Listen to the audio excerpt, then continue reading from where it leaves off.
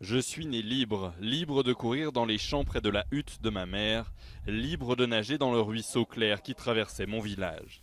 Nelson Mandela est né libre ici, sur ces douces collines vertes du Transkei en 1918.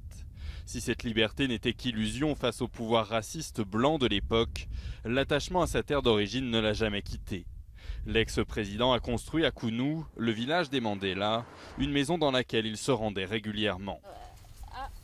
Nozolile Mketchana vit dans une demeure beaucoup plus modeste, à une centaine de mètres de là, avec ses deux petites filles. Elle pouvait le croiser lorsque celui-ci se baladait entre les maisons, quand sa forme le lui permettait encore.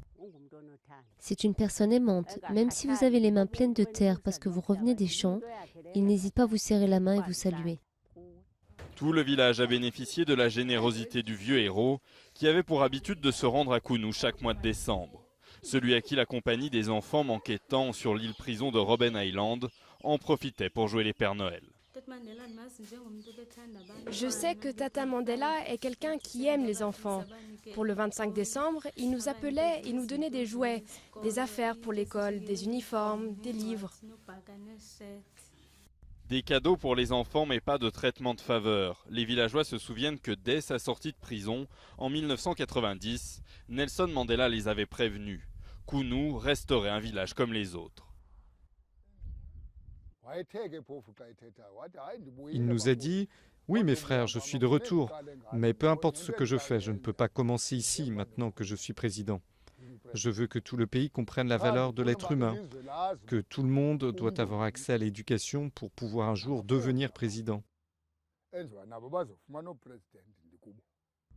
Au milieu des cases traditionnelles, seul le musée signale l'importance des lieux. Les équipes y mènent des projets sociaux et artistiques, suivant l'esprit insufflé par Nelson Mandela. Car à Kounou, comme dans les autres zones rurales, 2 habitants noirs sur 3 vivent toujours avec moins de 2 $ par jour. Kounou n'est pas que le village d'enfance de Nelson Mandela, c'est aussi le symbole des défis qui attendent les successeurs du vieux héros.